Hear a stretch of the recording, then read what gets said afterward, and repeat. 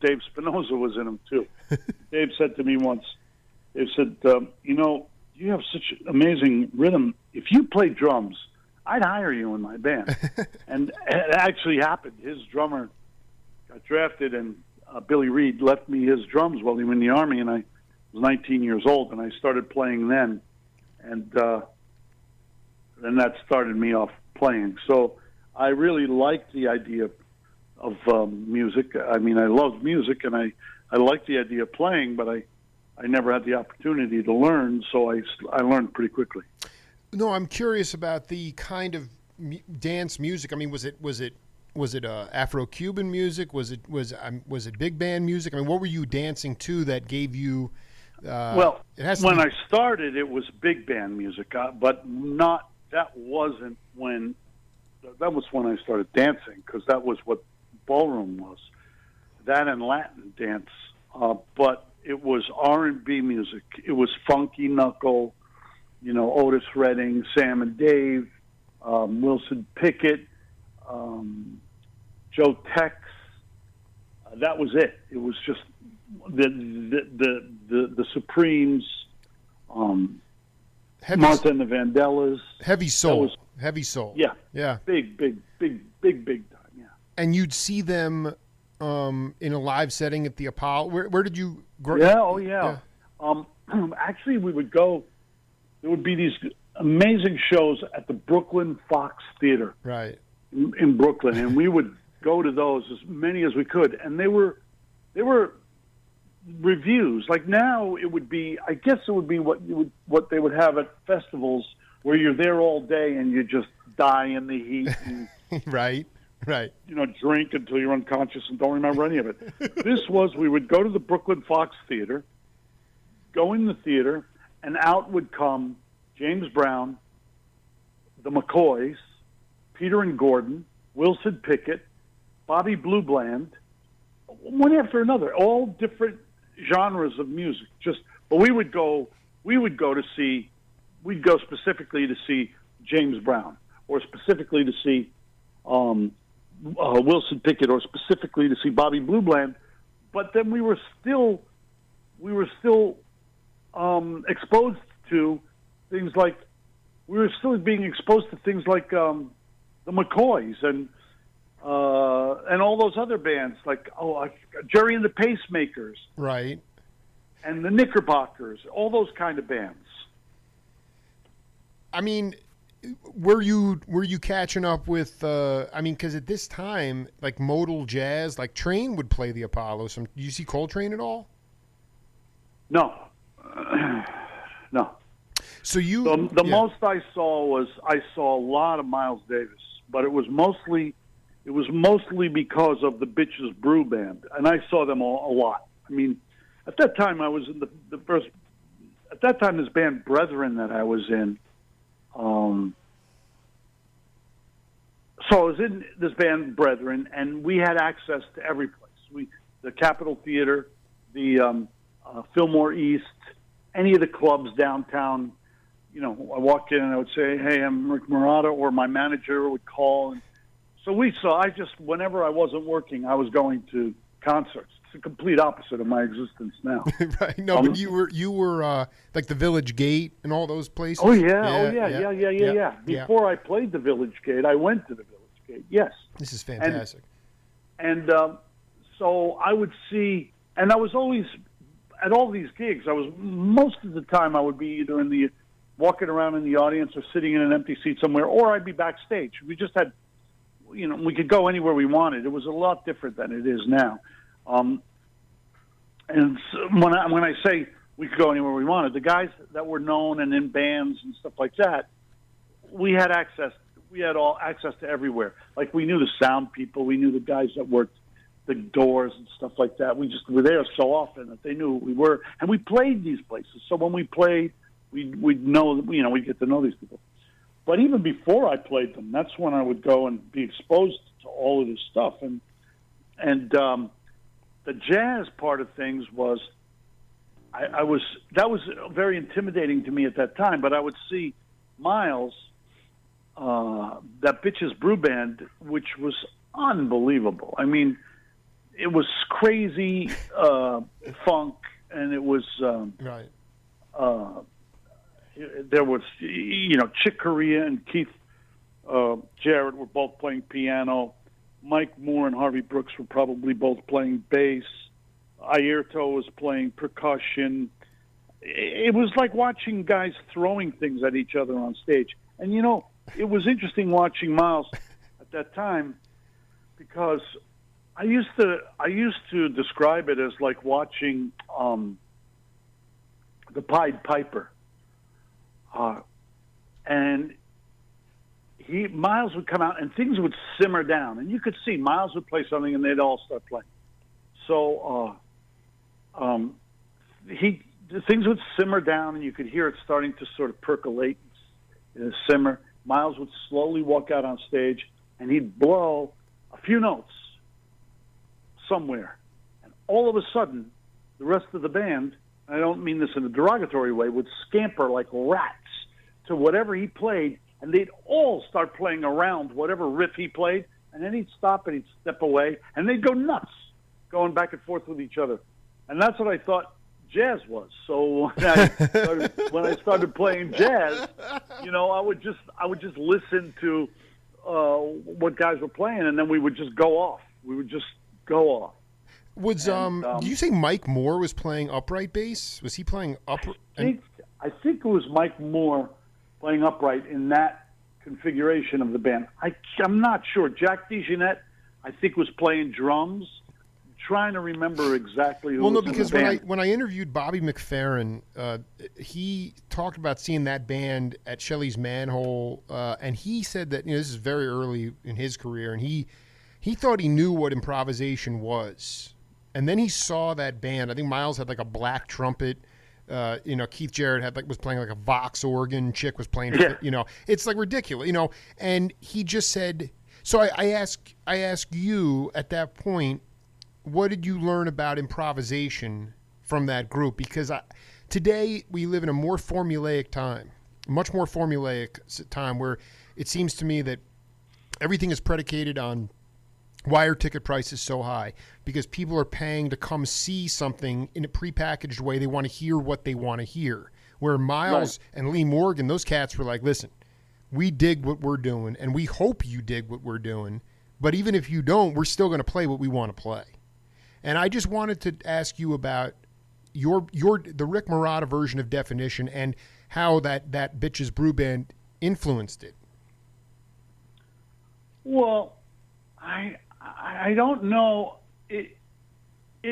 I was exposed to so much improvisation that I wouldn't say that taught me about improvisation. If anything, it made me understand what I kind of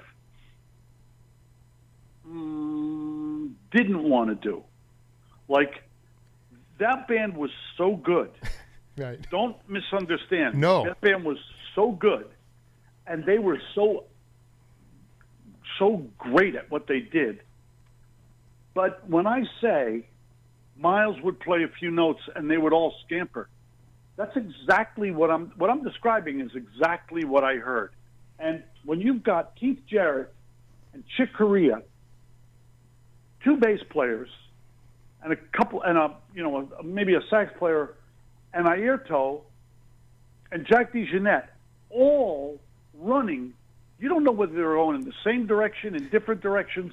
So really what I love about improvisation, if you want to know what I think makes me, I hate to say, I loved that. It was great, but it was too frenetic for me. Right. When that episode would happen, that wasn't what I wanted to do or be a part of, because it was just too many notes going on at the same time. Now, when I listen to Monk play improvisation with a trio or a quartet, that's a whole different story.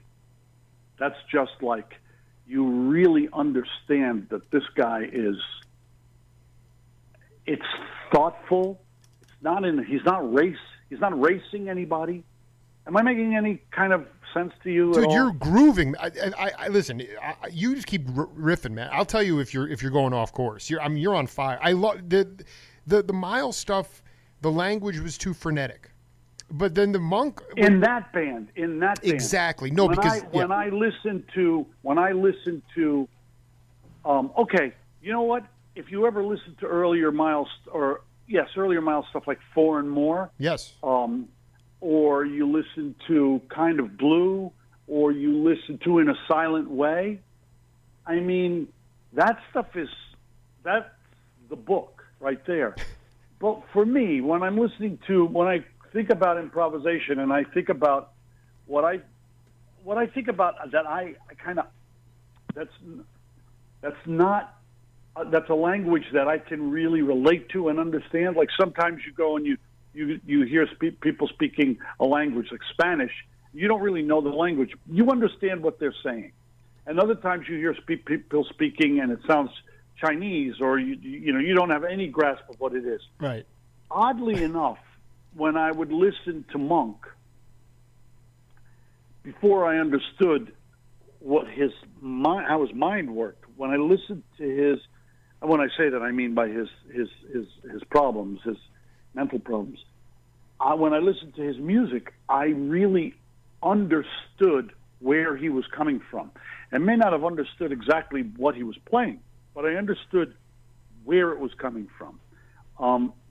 And that made a huge, huge impression on me, even playing the drums, because even if you look at Monk play,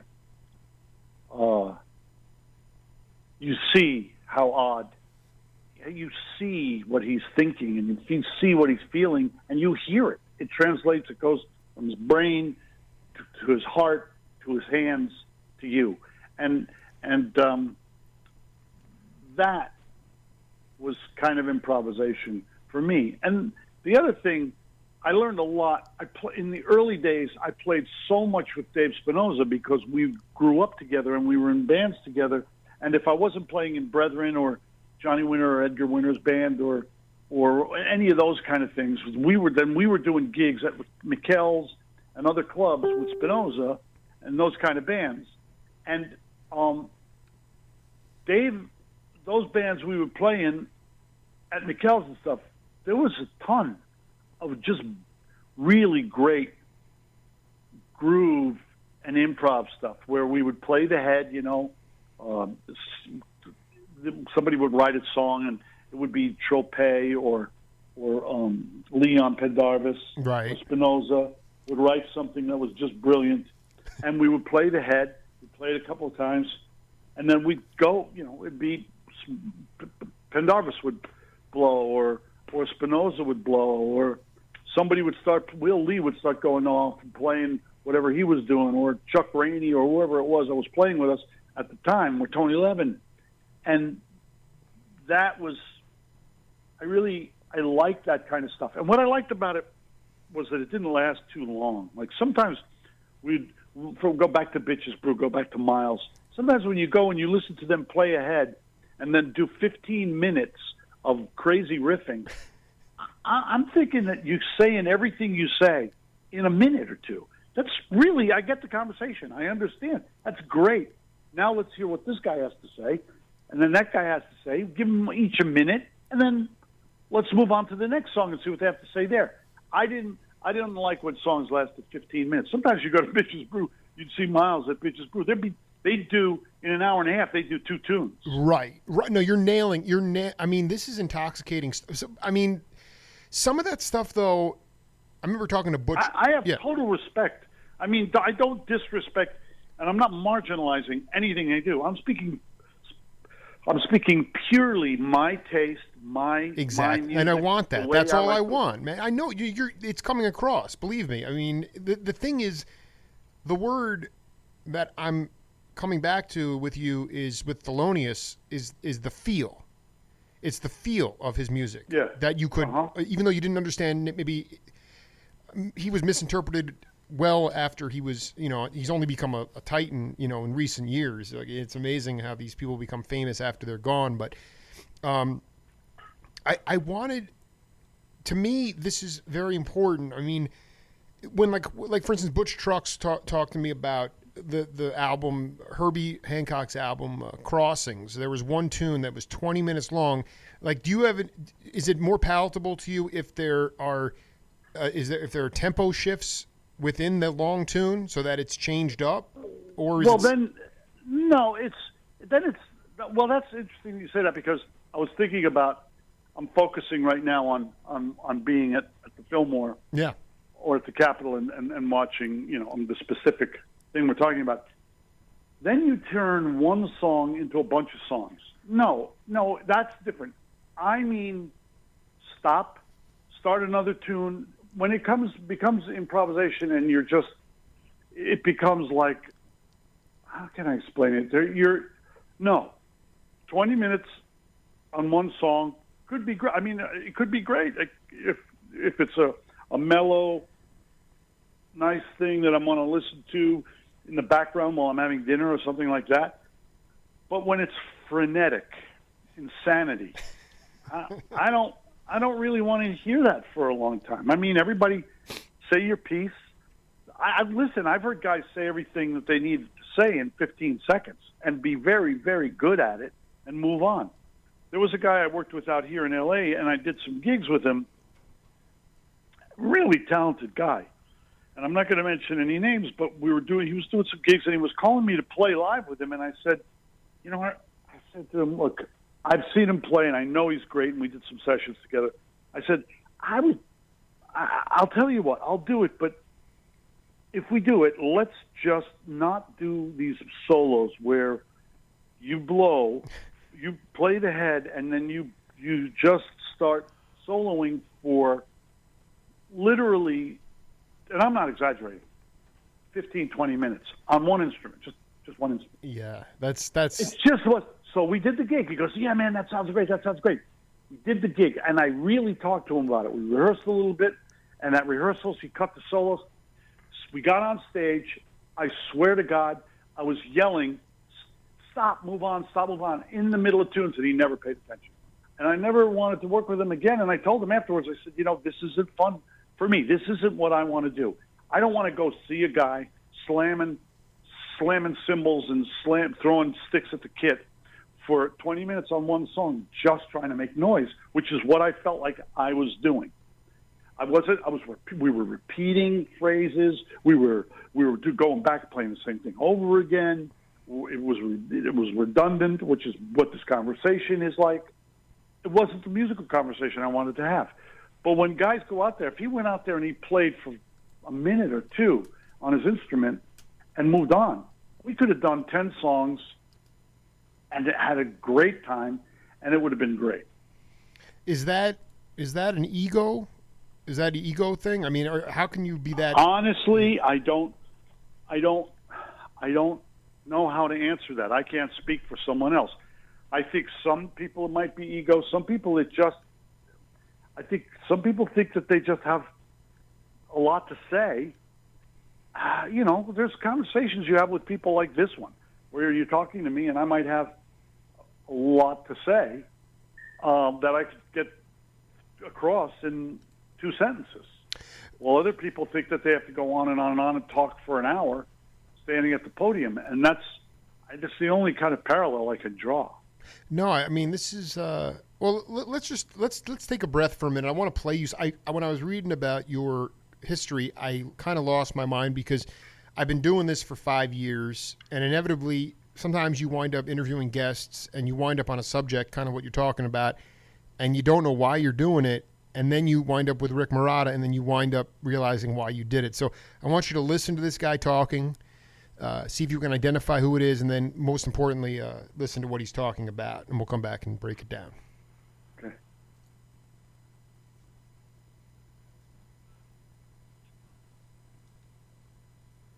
I sang a werewolf. And with Werewolf. all right, let me cue it up again. It's coming up in 20 seconds, so we can do it, and then we'll hit it. All right. From what I heard, I don't know. No, you got to listen to the story because it's gonna tie into the early career of Rick Marotta. So we're right on it right now. Hold on. All right, Dr. John, tell me what loup garou means. Well, it's like a werewolf. Really? It's like a swamp werewolf. A swamp. So something that you would see in the swamps of in Louisiana. Mm-hmm. And that was from 1970. And I'm just that band was that the it's hard for me. I have the LP, and there's no listing of the accompanists, and I really wanted to take this time. Was this the band with Didymus, Crooks, and Johnson? Who was Actually, no. That was a band from. Actually, they were from. This was in the days I used to do these. I was like Atlantic Records guy. It was like a X-Man that would buy the bands and all. But these were some guys from Baton Rouge, Louisiana. And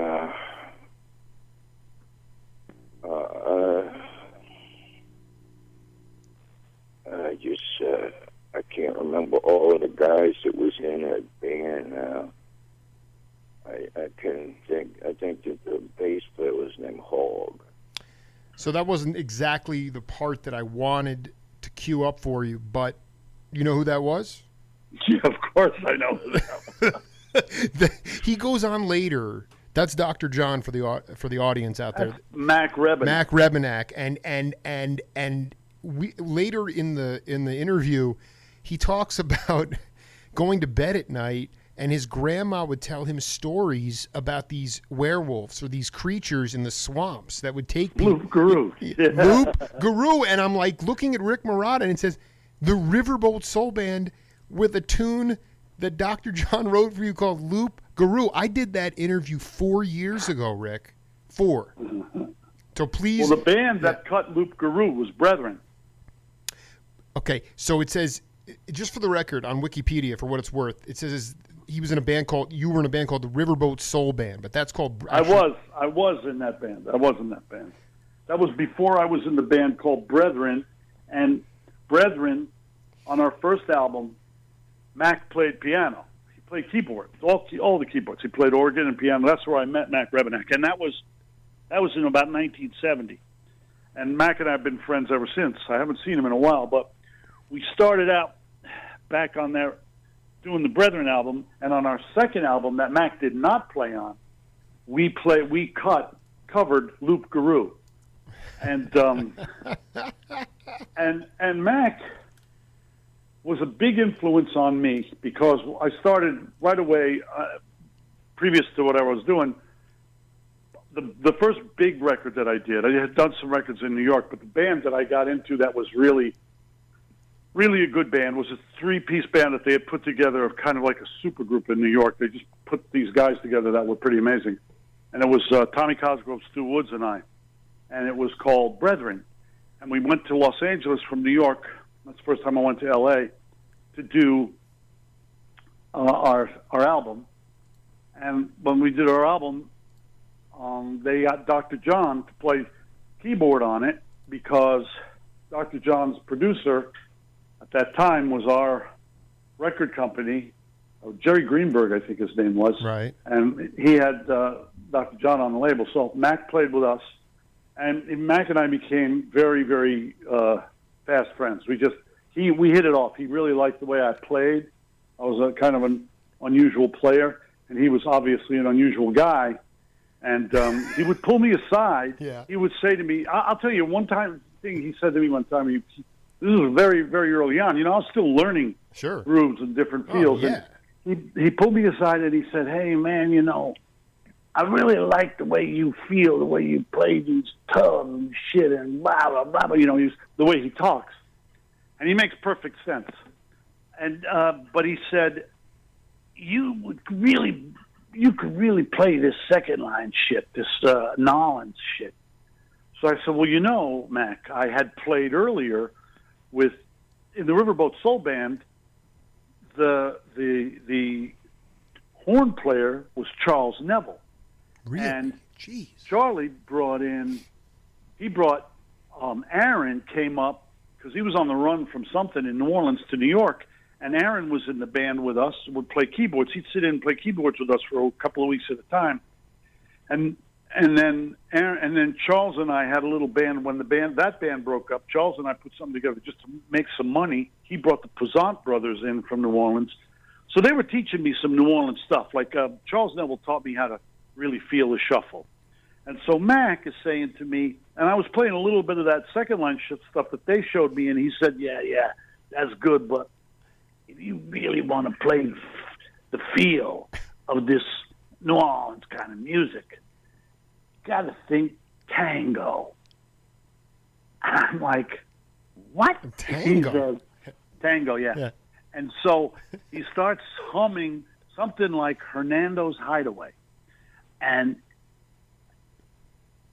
he's saying, like the basic idea was at this slow tempo, pat, pat, boom, pat, pat, boom, pat, pat, goo, goo, cat, pat. So I started playing that. Basically, I started thinking and singing Hernando's Hideaway in my head and playing all variations of that stuff. And then Mac goes over and sits down at the piano and starts playing this insane, indigenous New Orleans kind of music, and it all just fell right into place. And I remember him looking over at me with his sort of big smile on his face and nodding, and then when we were done, he goes, yeah, that's what I was talking about. But if you spent any time with Mac, which I did a lot of time, and you'd know that he had his own language that he spoke, and like you got your Machimichi, which it was actually, did you have a cassette machine in the old days with cassettes, and they had a Nakamichi, and the way he strung those words together were, you got your Machimichi with you. And there were always things like that. And I remember we were doing an actual, Mac used to sing commercials. I don't know, there's a time when, he was, if you know anything about Mac Rebenek, you know that he had hard times and big up times and down times like we all have had. Absolutely. And so he was singing on some commercials, and we were doing a Tic Tac commercial, and it was me and Mac and I were playing together on it, and Mac was singing it and playing piano. And it was at a studio in New York. I don't want to say the name. It was a nice studio, and it was wooden walls on a slant, almost kind of half a herringbone or something, slanted wood in the walls, soundproofing and stuff like that. And during one of the playbacks, Mac and I are standing over in the corner together, and he puts his hands on the wall, and he rubs it, and he goes, this is an awful nice place. We ought to turn it into a studio. Oh, man. Kind of like, he's a very, very funny, tongue-in-cheek, unbelievably talented guy, really smart guy, much smarter than people would give him credit for. He's really a sensitive and very, very, very smart guy. We cooked for like over an hour, and some of that indigenous, whatever you want to say, NOLA swamp language came into the dialogue. It's very hard for me to transcribe our interview because sometimes I can't understand what he was saying. And then last night I'm transcribing my interview with Bones Malone that I did, and Bones had a place in Putnam County, but when he was doing arrangements for the Levon Helm RCO All-Stars band, he would stay over a few nights, and Mac would just play tunes, tell him stories, and sing them while he was playing the piano, in the barn. The guy was a deeply spiritual character. And then it's funny what we're talking about, Dr. John, because Spinoza and I had a ball because he said that, that was the right place, wrong time, that epic track, that epic guitar solo. They pulled Spinoza, and he was going to another jingle, and Dr. John's like, hey, hey, Spinoza, we need you. And he didn't even know. I'm sure he told you the story before, but it's like, he didn't really even hear the whole song. He just played a solo. He wanted to do it again. They said, nope, that's perfect. Next thing you know, 3 weeks later, he's in a cab going somewhere, and the cab driver's like, hey, this is my new favorite guitar solo. And Spinoza's like, hey, that's me. He's like, yeah, right, buddy. Well, the reason David wanted to do it over again was because he makes a giant clam in the middle of the solo. He does. He says he bent one of the strings too far. And it makes the solo. Max said, they all said, I wonder if it was Arif. Who was producing? Was it Joel Dorn? Or no, Arif? it was Arif. Yeah, it was Arif. It was Arif. And they said, oh, no, man, we're keeping that. They said, no, let me fix that. I got to fix that shit. It's all fucked up. No, we're keeping that. And so we knew how great it was, but every time McCracken and I were with David and that song would come on or we'd talk about it, we would have turned over and say, didn't you make a giant clam in that song? Didn't you really screw that solo up? And it turns out, and David, what's great about David is he's such a perfectionist, but he easily lived with that. I mean, I've done a lot of stuff with Dave where he would turn to me and go, does that sound okay? And he's got more ears than anybody I know. Right. And I'd say, yeah, that sounded great. Okay. Are you sure it's okay? Yeah. And he would leave it. It wasn't, it's not one of those guys that has to make everything perfect. But he did, he did a lot of work with Mac. We all did. When Mac came to New York, we all did. But I worked with Mac before any of those guys had known Mac. I knew him from my very beginning of playing. We were, we just really hit it off. I really love that. I know. I mean, I'm fascinated because I talked to Lenny White, some cats from the Bitch. Lenny White actually. I don't know if you know that story about Bitches Brew with him, but he couldn't get the drum part down for one of the tunes on that album, and Don Elias, the great drummer percussionist, got on and was just playing a real simple beat, and Lenny was young at the time, and he.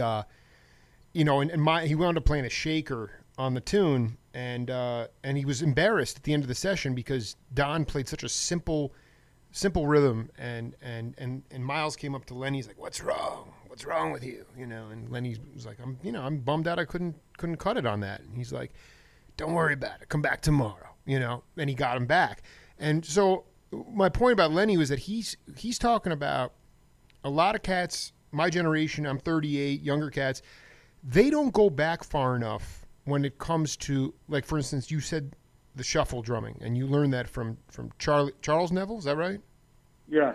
So it's like, he said cats might go back to like a late 70s Toto album, and they think that's where the shuffle originates from. But you got to go back much farther than that.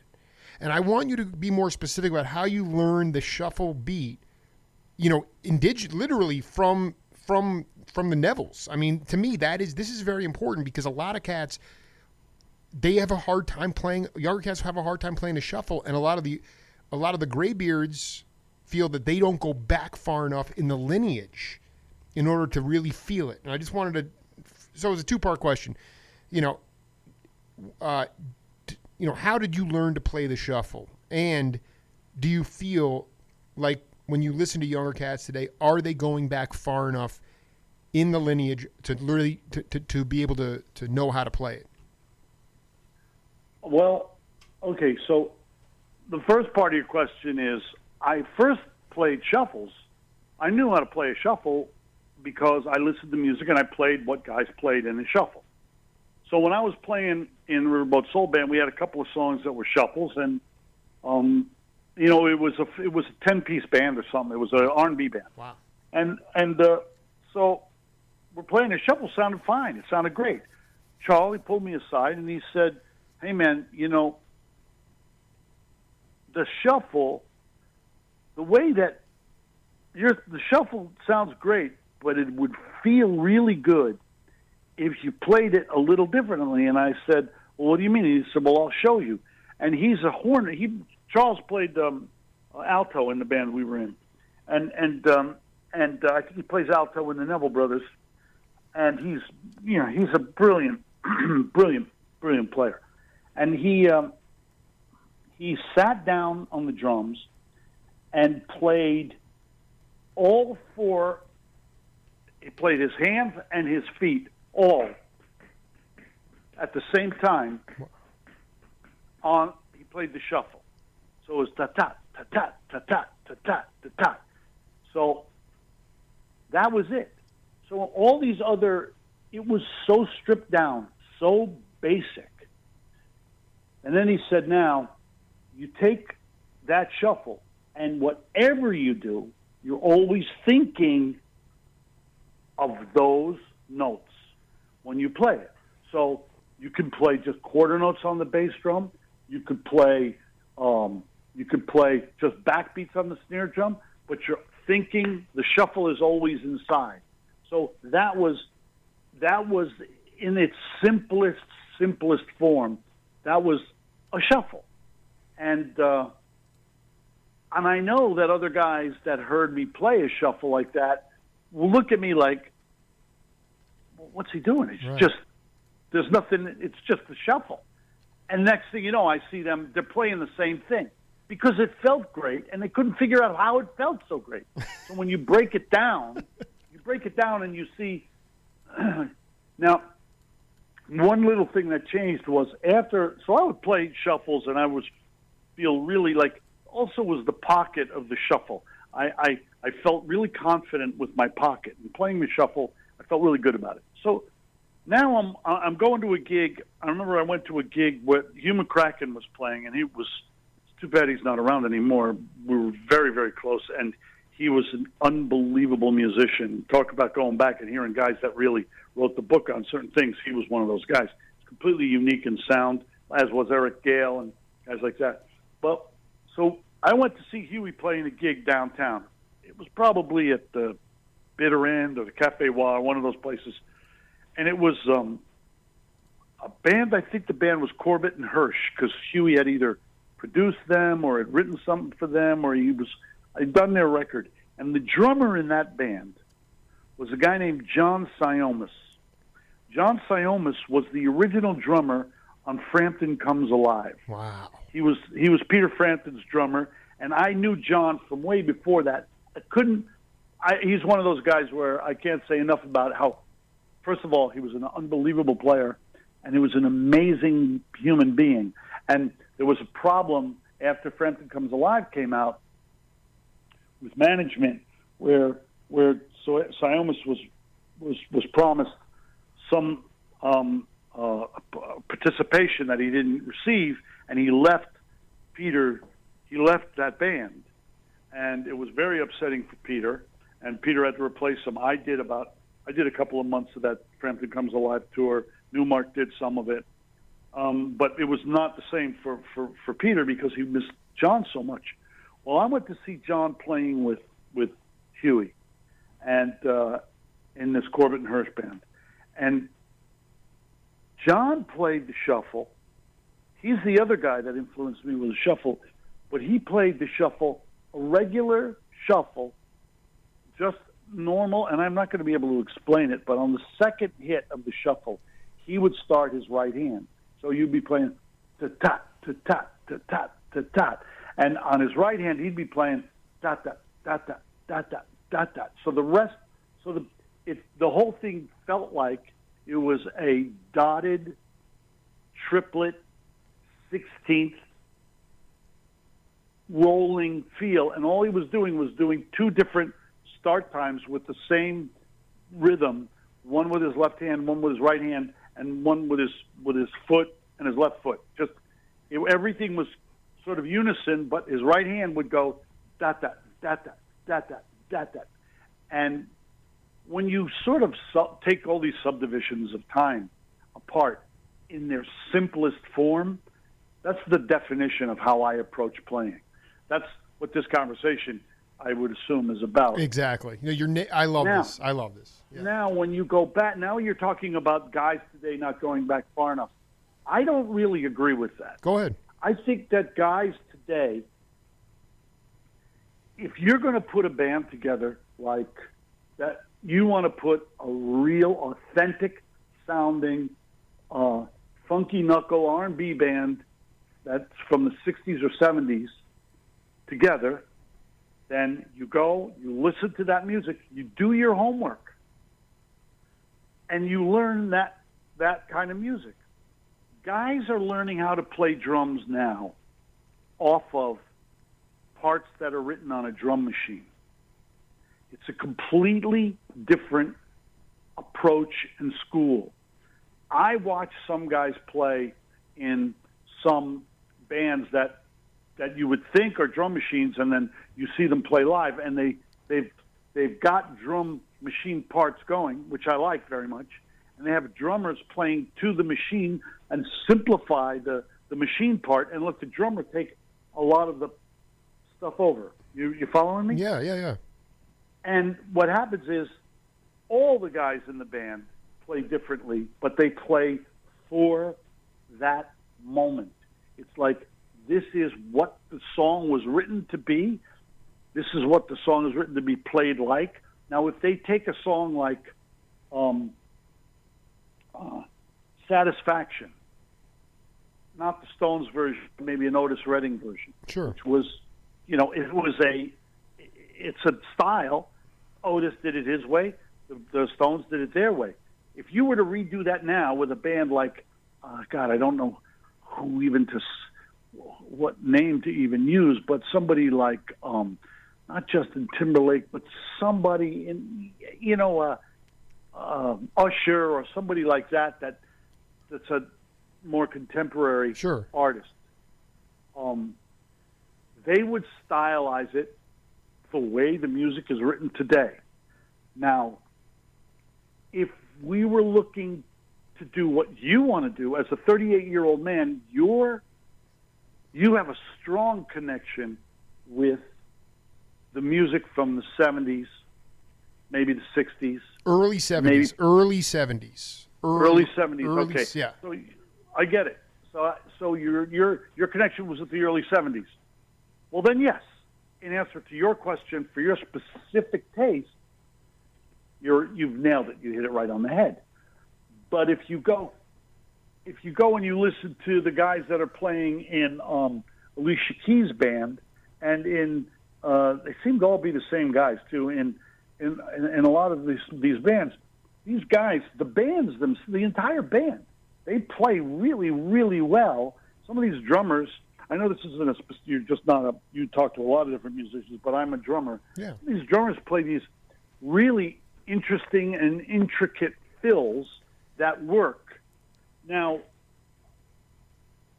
would they feel as good playing something else? I'm not quite sure. Right. I mean, like when, for example, let's go back to the earlier music you were talking about. So we're talking about Bitches Brew, and then from that you get Keith Jarrett does his own stuff, and he's most well known to me and to a lot of other people for his great solo work in the Cologne concerts, in those where he would just go out on stage and play for an hour and a half by himself, just play piano. Mm-hmm. Okay? Yep. This goes against everything that we were saying earlier, all but right. I can understand. I can understand what he did. I listened to that stuff obsessively. Wow, I need to check that. Yeah, go ahead. When it first came out years ago, I listened to it obsessively, and I realized, in my opinion, that was his comfort zone.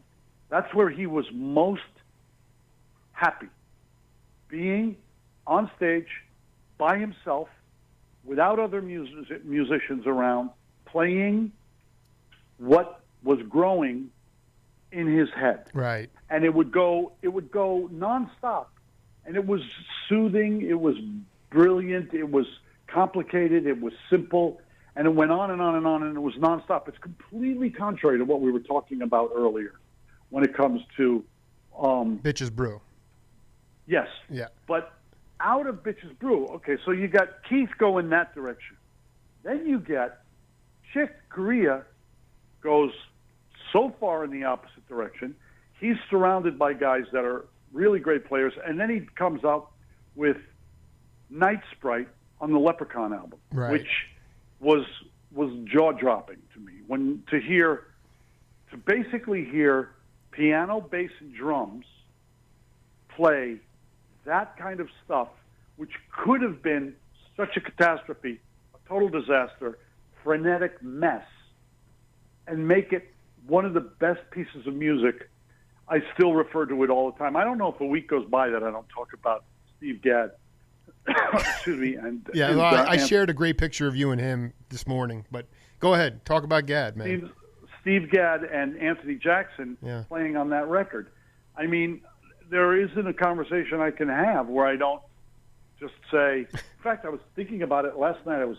I was at a dinner with some friends of mine, and I was leaving, and I'm driving home, and I was thinking specifically about that music and playing that music, and how it's funny when you're talking about guys like not being able to play that old stuff. There are guys that can't play. Like I've heard several people play or make an attempt to play that song Night Sprite. But when we did the Steve Gadd tribute at Berkeley about 10 years ago, Vinnie Colaiuta played it, and he played it as well as anyone I've ever heard play it. And it's because he didn't try to go. He played it as himself, but he played exactly the way it should have been played. He didn't try to do more than what was there. There's so much there. You could take what's there and go crazy with it. But why go crazier than that was already crazy enough? And Steve, when I talk to him, whenever I see Steve, every once in a while I talk to him about it, about that session. Right. And, it never ceases to amaze me how good that was and how great he was on it. And it's all about styles, different music and different times and different periods. None of these things we're talking about would make sense in the early 70s. In the early 70s, it was the simplest of music, or it was the most complicated of music. But to me, okay, you're throwing so much heady stuff. You're talking about Lenny White. When you say Lenny White, I don't think about Bitches Brew. I think about Freddie Hubbard. Right. Red Clay. Red Clay, yeah. I think about Red Clay with Lenny White. I go, well, that was a classic. Nobody played it as well as him. He did it he did that stuff himself, and it made that song, that simple song, it made it swing. It made it great. But nobody's you're the only guy your age that probably would even know we were talking about Red Clay. Well, no, but here's the thing. The reason I even talked about the Lenny, you brought up Bitches Brew. I just was part of my show was focused on leadership, and I just think Miles's leadership style was so great, and that was one of those things where Lenny was really bummed out. I'll send you the whole excerpt because he, Miles told him, he said, "You ain't getting the chicken," meaning you're not playing this on this record, and he was bummed, and then Miles like, "Come back tomorrow," and then ultimately Lenny just, he grew from there. But here's the thing, Rick, before the world caved in on him, I did 2-hour-long interviews with Bill Cosby. And Cos was a nutbag for jazz. Obviously, he was at the Gaslight Theater. He was up in New York doing his thing. But then he'd run over and see Elvin and Train, and he was obsessed. And he would talk to. And so this is what I want to ask you: is that why do I have a hard time identifying the individual players today in today's? Because what Cos was saying, and he's right, he could put on a blindfold. And it could be Mickey Roker, it could be Pete LaRocca, it could be Max Roach, it could be Joe Chambers, it could be whoever, Joe Morello. He would know right away, without even having to look at the back of the record, who was playing drums. And to me, that comes down, and you're the perfect person. Levon Helm was the same way. You were you had natural rhythm as a dancer. So Spinoza said, "Come on up and play." Levon Helm wanted to play guitar with the band, and they said, "Well, we need a drummer." So he made it up. He made up his own style. So, I mean, Right. how did we go from, is there too much of a reliance on comping and then ultimately the digital, you mentioned the drum track before. Is that the reason? Is there more of an emulation going on with my generation and younger as opposed to just playing and develop? Because, I mean, in the early 70s, I'll tell you what, it might have been simple, but the music was burning. And everybody, listen, Garibaldi told me, if somebody came up to him at the end of a concert and said, "Oh, you sounded great. You sounded just like Rick Marotta. You sounded whoever." He said he'd want to slit his wrists. It was an insult to want to sound like anybody else. And now I can't hear individual style. I can't hear individual sound. I can't pick it out. And I totally understand what you're saying, and without marginalizing anybody that's doing stuff now. See, I have a thing. Yeah. I agree and understand what you're saying. Yeah. I don't want to, but I don't feel like putting down the progress music has made may have gone a little bit backwards. I think the progress music has made has been that what you're saying, I completely understand. My explanation for it would be this, and I don't know that I'm right. There was a period where, if you looked on a graph, where music started to really take a dive. right. And it was the period when drum machines first started to come out. And everything was done off of a drum machine. And then there's a period where musicians are starting to play again, but they're sounding like drum machines. Well, how are you supposed to stylize the sound of a drum machine? You want to hear somebody you can hear a mile away. Bernard Purdy wrote the book on that. Right. Jim Keltner on a couple of certain things that Jim does, you could tell it's Keltner because nobody does that particular thing. Jeff Porcaro,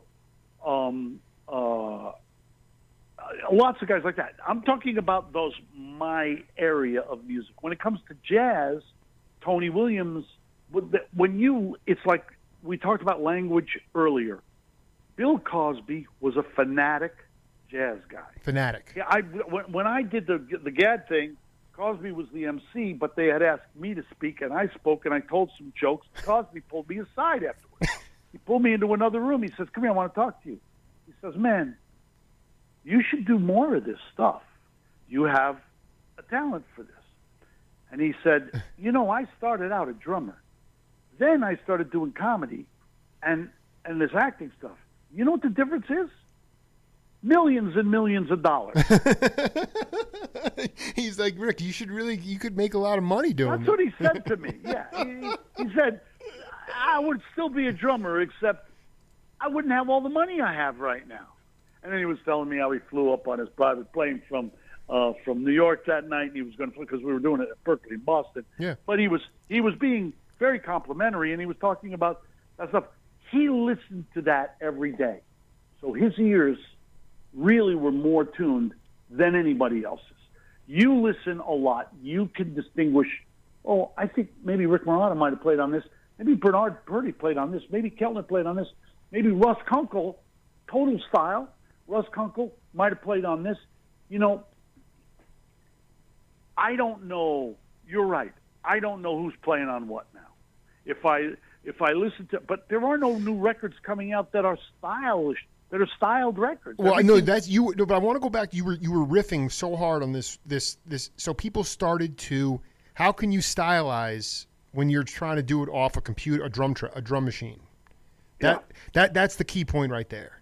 Those cats before. I mean, everybody had their own identities, and again, like this band Brethren, I have to go to the record shop. I've never seen any of this stuff on. I only collect vinyl. That's the other thing. I wonder about the idea of, like, my two daughters really growing up and having digital beats crunched into their ears, and they can't necessarily hear the space in the music. I mean, as Miles said, it's not what the notes. It's the notes you don't play that create the space and the beauty and the haunting beauty of it. It just seems to me like you didn't have a lot of resources. And then on top of that, how much of your ears were so big because you did not have a lot of visual stimulation. So there was people that were autodidactic. You might listen to a tune on on the radio. You didn't have a chance to hit rewind or start the tune over again. You just had to. It was just based on feel, and that's why it felt so good, and that's why the music of that time feels so good to me. But it's, I wasn't even alive. I was at the tail end of '78. I was born at '78, March '78, and you're saying that at that time, really, it was the onus was the drummers were trying to emulate a drum machine, and it's hard to create an individual style off that. Yeah, that's what I think. I mean, that's what I hear. Listen, I have nothing against drum machine stuff. Don't get me wrong. I don't use machines very much. I have to be really honest with you. I know. But I'll play into pads a lot. I know how to play and make things feel really good playing grooves in the drum pads. And when I'm writing, that's what I'll do to make things quick. Rather than go to my drums and set everything up, I'll just play into a drum cat and I'll pick the sounds and I'll have everything set up the way I want it, and I'll play the parts, record them, and then I'll re-record them later if I have to. But a lot of times if I'm writing for film or TV, things have to be turned over really quickly. I don't have time to go set everything up and really do it. I got to get it out, and I'll do it that way. You could still make it feel good that way. But when you sit down and you're tapping keys, or you sit down and you're taking a pre-programmed part and trying to make it feel good, you can make it feel okay. You can't make it feel distinctive. You can't put your signature on it. Exactly. We had signatures. Exactly. There was definitely somebody would come up to me and say, "Man, I heard this track the other day. I know it was you playing." And I'll say, "What is it?" And they'd say whatever the track was. I go, "Oh yeah, that was. Yeah, I did play on that record." Dave Sanborn, alto sax player, or soprano, alto or soprano.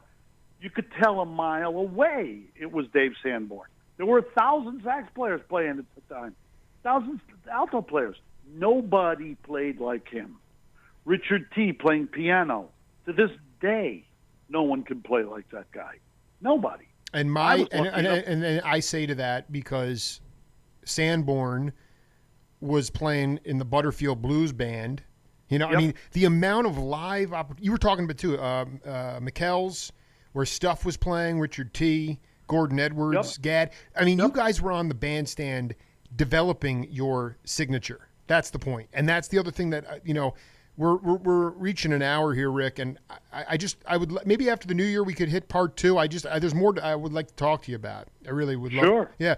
The only question I wanted to ask you before we go, because my daughters can dance and they love Peg, Steely Dan, Peg. And my question is, was Fagan and Becker, did they use drum machines or did they? I know Harvey Mason flipped out I talked to Gadd about the whole Asia. My younger daughter's name is Asia. And Gadd came in and finally laid down the drum track, but Harvey Mason walked out. I mean, was that Peg session, was that as authentic as possible, or were they up with the drum machine as well? No. That was totally authentic. I mean, we walked in. They had if you look at the making of Asia, the DVD, you'll see very quickly, Chuck Rainey explains it. I mean, the guys, Donald and Walter, walked up to him, or probably it was Walter, and said, "Don't pop." Well, that was what Chuck did. It was, it's like telling somebody, "No, don't breathe." Chuck invented that. He and I played together so much. We were on the road together for 2.5 years with Roberta Flack, which was the original Stuff band, was that band. Get out of here. Roberta's band. God. Yes, it was Roberta's band. It was Eric Gale, me, Ralph McDonald, Chuck Rainey, Richard T. Yep. Yeah. Oh, that's ridiculous. So when Chuck said I turned away from them and I played, and he and I, we had a shorthand like Dave Spinoza and I had.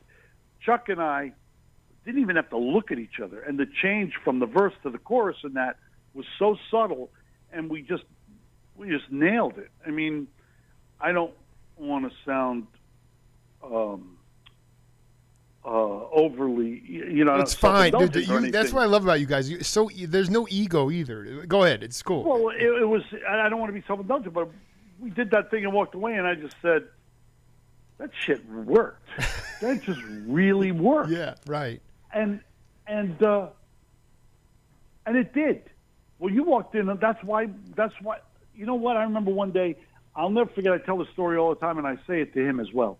I walked into I was at the airport in L.A. at LAX, and I was either arriving from New York or something, and Keltner had just come in, and we run into each other at baggage claim. He was coming from someplace. Cynthia was in the car, picking him up. Yep.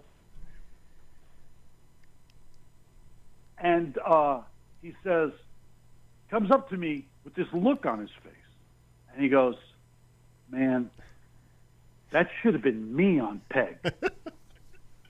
I'm thinking to myself, fucking guy. I go, yeah. Because he had cut it with them. I said, yeah, but it's me. It's not you. And he looked at me for a second and he went, yeah, you're right. Oh. He left. And we're good friends. Jim and I are very, very good friends. Of course. And I have nothing but respect for him. But, I mean, he's like, that should have been me on there. Well, yeah, it should have been me on a lot of other records, but it's not. It's me. I'm on Peg, and you're on Tamp 'Em Up Solid or something on some other record. Well, no, I mean, he made it. No, he made it on. He was like another track on that album. Was he saying that he actually did that, and but your drum track made it over his? Is that what he was saying? Yes, I'm sure that what happened was he cut it with one of the West Coast bands. I did it on the East Coast, and they used the one we did on the East Coast. He never heard what anybody else did. This is a classic. And they did that all the time. But in the interview, I even said that in the Making of Asia interview. You'd play it with them, and then the next day they'd play with an entirely different band, or a week later, and then you didn't know. There was a lot of tracks I did that someone else is on. I'm sure that Keltner is on a track that I cut with Steely Dan. But the truth is, I don't really think that happened. I think that most of the stuff that I did with them, they used. Well, no, because the one track he's on, Rainey's on bass is Josie. Josie Comes Home. I'm not sure if it'd be funny if they flipped that. It just, No, I don't think they did. I don't think I played on that because I had done this other stuff, and then I didn't even want to do it anymore. But listen, we could talk about all this. Hey, listen, Rick. We'll do it. We'll do it again. I'll be in touch with you, and I'll get you a copy of this interview. I had a ball with you, man, and this will run live on Christmas Eve, this coming Saturday. Great. Have a great holiday. Much love, brother. Take care. Take care. Later. Bye-bye. Just another day in the office here in Power Talk.